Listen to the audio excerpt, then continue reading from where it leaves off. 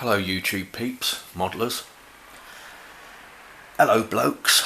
And in this instalment, so this is going to be a short video on a few tips that I hope will help some people out there. Well, it's helped me unexpectedly. It's no great revelation. I'm sure some people out there have already found this out for themselves anyway. But it concerns painting up the parts on your cocktail sticks, on the fabled cocktail sticks, and the density of your polystyrene over other foams. So we tend to all use, I think a lot of us just use a piece of styrene, polystyrene from packing to keep our brushes in and all that kind of thing. And they're really handy for that. It's really great. The problem is, this foam gets degraded very easily. Your brushes become loose. It's probably not that important for a few brushes. You can live with that. But if you're using this for your cocktail sticks, to paint up your parts, then they're not as stable. They can be quite loose, and that can sort of cause you to have a few mistakes. I mean, some people are quite happy using this. I mean, obviously, if you put them down a fair way, they're pretty stable, but they do definitely become loose. Like I say, this stuff becomes degraded quickly after a few weeks if you're using it pretty regularly. The holes are all over the place and they're massive, and not that stable. So I prefer this stuff, which you can find basically in electronic packaging. I think this is off out of an old TV box that was thrown out. It's used to package televisions, any kind of other electrical product, that kind of thing, various things. But the density of it is far greater than this stuff. And I just noticed that by accident, just shoving the, no, they're not umbrellas outside a cafe or a bar or a pub or something, or some strange plants. They are actually some armour wheels in progress. More or less all been painted up, but don't go off on that tangent now because I'm not talking about that. So yeah, just to plant them all in this density of foam, they're far more stable than on the other polystyrene blocks. They really are. I mean, you can put larger things. You probably could put brushes and larger parts in as well. Whether the hole tends to collapse back in after you've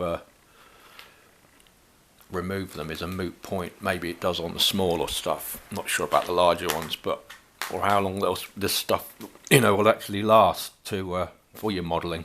But it's definitely useful. It's definitely a handy tip. It does help. Well, it's helped me.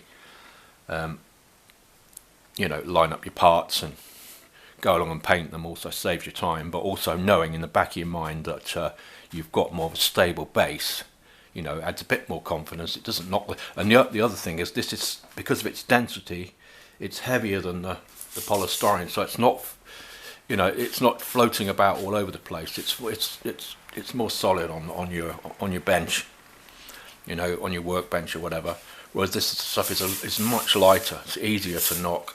Yeah, you can knock this, but it's still more stable. So anyway, you can find it. It's actually made in layers. Look, they layer this stuff together and then glue it.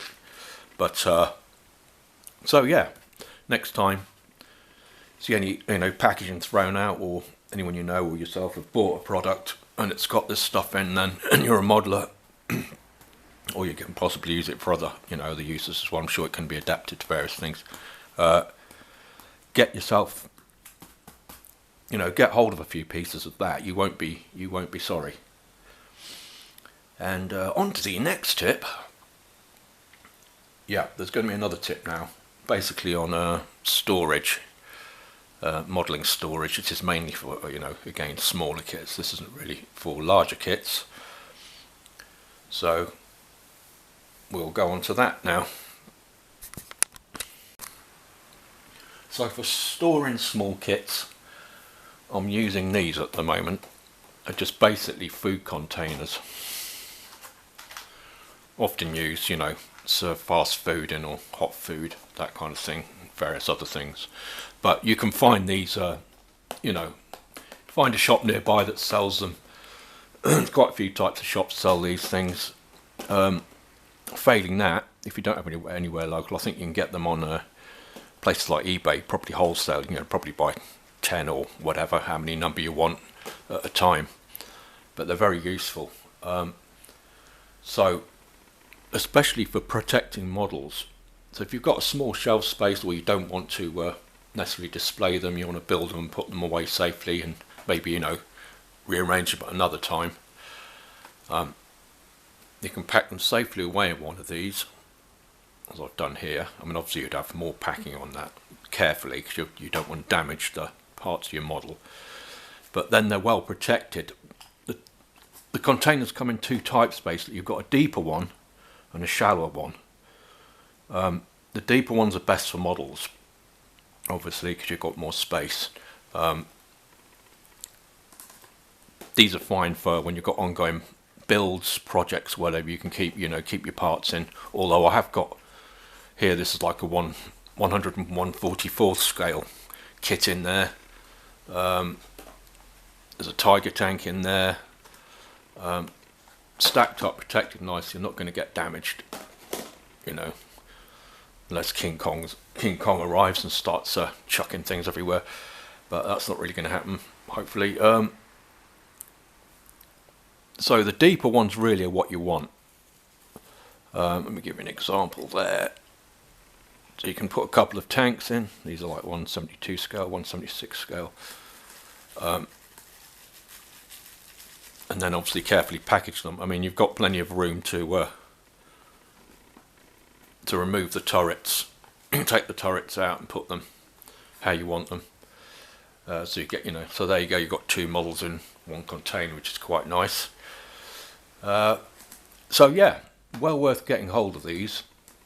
You can stack them nicely up out of the way, and then, you know, save some space for you, and you can rest a little easier knowing that the models are not just going to get covered in dust or damaged. Well, at least for the small models. Obviously these are no good for your, you know, larger models. For, you know, for a few small jets, things like that, they'll fit in. The other thing I use them for is when you've got a ongoing build, and you've quickly got to do something else. You can't focus all your attention on the model. You know, the doorbell goes or the phone goes. You know, blah blah. So you can quickly just put your, you know, on some padding, put your model in the tray, and just pop it out the way. Or overnight, you can leave it in there overnight if you're working on other builds, or, you know, you've got other things on the go. You can just keep it, you know, out the way. So that's another use for that. These other food containers, you can use them for paints. Stack old paints in, stack them out the way. And what I do use them a lot, in fact increasingly, is for paints. So I'll mix my paint up in here, and then I can just seal it down, and it lasts for literally weeks. That's acrylic, so I use these as pallets, like wet pallets, and also occasionally for paint storage, but mainly, you know, for pallets. So there you are. I think I might have waffled on or warbled on about these on an earlier video, but I thought that fitted in, you know, in tandem with this, the storage container. So there you are, storage containers. You can either get for nothing if you're lucky. I mean, I was given all these. I've got quite a lot of them, or you can get them cheaply from, like I say, a local shop, or off, you know, online somewhere, a bit more wholesale. So I hope that helps some of you. And thanks for watching, and hopefully see you all on the next video. Bye for now.